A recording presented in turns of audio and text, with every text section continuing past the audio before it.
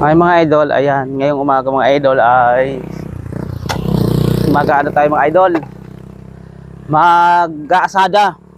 Yan, mag-ano ko mga idol, kami ay magtatanim ng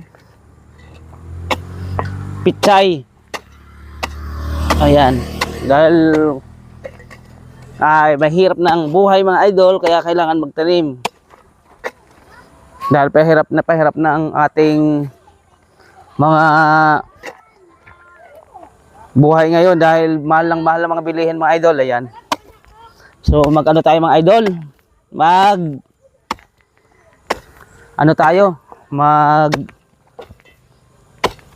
Maggawa ng tataniman ng mga gulay mga idol.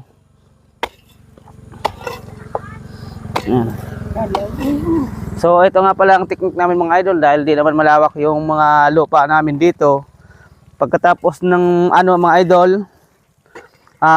pagtatanim ng palay, ayan, ay ang susunod naman dahil tag-init na ngayon, ang ginagawa is tataniman uli yung lupa ng pichay. Ayan o.